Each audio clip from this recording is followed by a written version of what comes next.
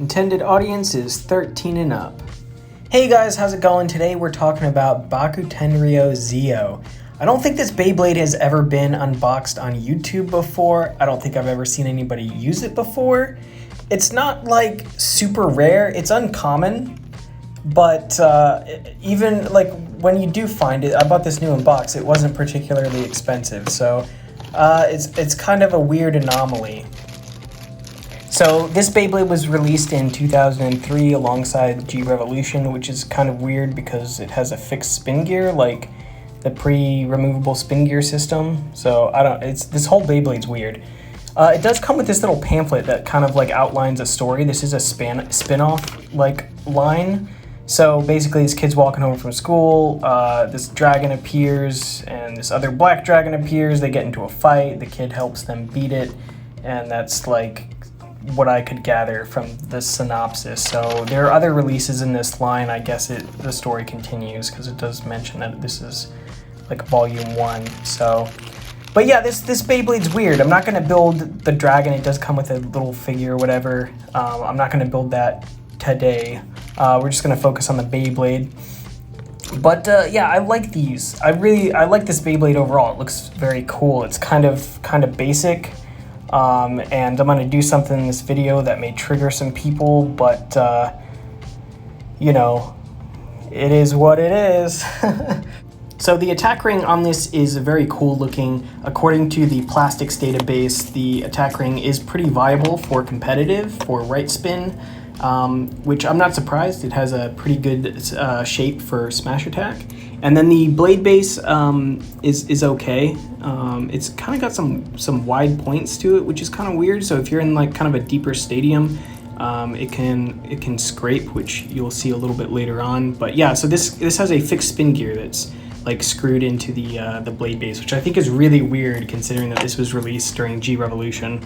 So if you guys have never built a plastic Gen Beyblade, they all come on these plastic trees, like hobby kits, model kits, which is a trend for a lot of like Japanese hobby toy lines. So like Mini 4-Wheel Drive, Beat 'em On, I think, what's that other one?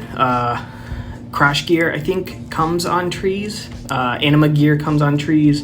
It's just a popular trend. I think it saves on production costs, and it's kind of a fun way to just feel like you're building, you know, whatever it is that you're playing with. I think it's a really cool feature that I wish would come back. And you know, it's always designed to be customizable. So when you look at like some of the early like material for it, like the Koro ads and the little pamphlets and stuff like that, you see a lot of customization, whether it be modifying parts or painting or whatever, which modifying is illegal for tournament play, but painting is not. You can paint as long as it's like light coats and doesn't affect the performance of the Beyblade. Which I think is pretty cool and something that we're going to do here because despite this large sheet of stickers, most of them go on the figure. There's actually not a lot of color on this Beyblade, so I'm going to do something that I haven't done since I was a kid, and I'm going to add some color to this. So I know coloring Beyblades is probably frowned upon by a lot of the community, not all, but a lot of them.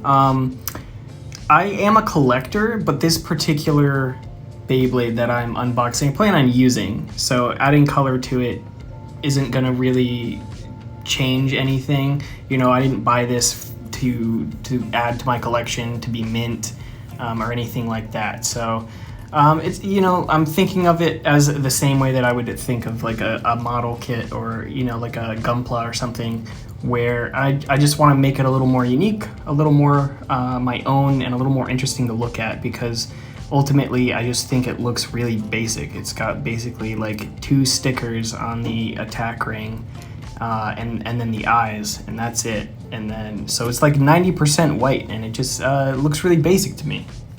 So Takara did actually release like color kits. So they released like some of the earlier Beyblades, like Galleon and Galman, Galzy, a couple others that were just like plain white Beyblades or clear Beyblades, and they'd come with like the equivalent of like Gundam markers that you could like color in. And the markers were not good. And usually when I get used ones in lots, it just looks like a kid who was handed a bunch of crayons that doesn't know how to color in the lines yet. Like, that's like the equivalent of what they look like when I end up receiving them. Usually I end up stripping the paint off. So hopefully mine looks a little better than that. And I remember in the early days of the WBO, customization was like, I wouldn't say it was like big, but it was like pretty common. There were like threads to like custom Beyblades where people would like create really interesting, really like polished looking custom painted Beyblades or custom modified launchers and stuff, which is legal. You can like modify your launcher as long as like, or grip rather. You can modify your grip as long as it doesn't impede or affect performance. So that was always really cool to see. So this is the secret file. This has some combinations and stuff in it, but towards the back it mentions custom painting, which actually, looking through the secret file, I think most of the combos that are in there are custom painted, which is pretty interesting. Like, I really like that direction. Like, I like that the early Beyblade stuff was like, that promoted customizing and painting and stuff like that. I think it's really cool. It's a nice way to like feel like, I mean, you're already building it, so it's a nice way to feel like it's customized. Like, I wish more people would do that, kind of the same way with Gundam, where if you look at like any given Beyblade, it just like, it feels unique or different or whatever. So it's something that I would like to try more. Obviously this is kind of a low effort, but I do have a couple others planned from some lots that I got in that were pre-owned, some of the color kits that I like stripped the marker off of that are just blank slates at this point. So I have a couple other customs on the way, but this one is just to spice up the attack ring. So one of the things that I think is really cool is like some of the 3D printed stuff people are coming out with. I think as that technology progresses and it gets smoother and the finishes look nicer, I think that'll be really cool as well, just to kind of like make your own Beyblades. You know, I've seen people do Metal Fight customs, Plastic Gen customs, Burst customs. It's very cool that that technology is like pretty accessible these days. So initially I was just gonna panel line it, but I still thought it looked pretty plain. So right here I'm using a cheap alcohol-based marker. Don't worry, I'm not ruining my Copic markers. These are Master's Touch. I think I got these on sale a while back, but these are pretty cool. Like I said, they are alcohol-based, so they take pretty well to plastic. I would have just painted it, but the Tamiya paint that I have, I absolutely just could not get the lid off. So the finish on Copic markers or alcohol-based markers rather, usually works out pretty well for plastic. It's not like super thick, and the finish looks pretty good.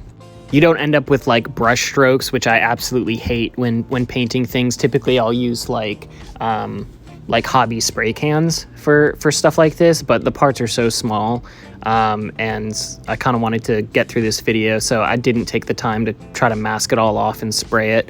But that is an option. If you have like an airbrush, you could get like some really cool finishes and like gradients and stuff. That would be pretty cool. I think in the future I would like to get an airbrush for stuff like this. So overall, I'm pretty pleased with how this turned out. I think I'm going to add a couple more coats to the red on, like, I guess the exhaust ports on the back of the head, just to get like kind of an even finish. But yeah, let's go ahead and do a couple quick test battles with it. So the Tornado Balance Stadium, which is what I'm using right here, is pretty deep. It's deeper than like a BB-10. So the blade base on Zeo is kind of wide, so it can definitely scrape in this stadium.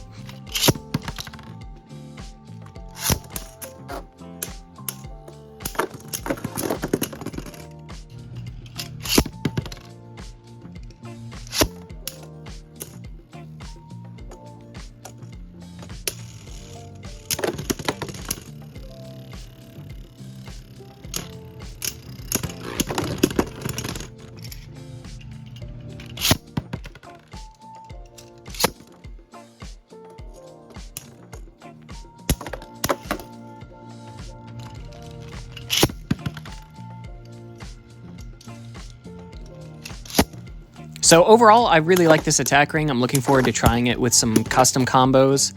So look forward to that in the future, and let me know what you think about ruining Beyblades with paint, whether or not you think it's a bad idea.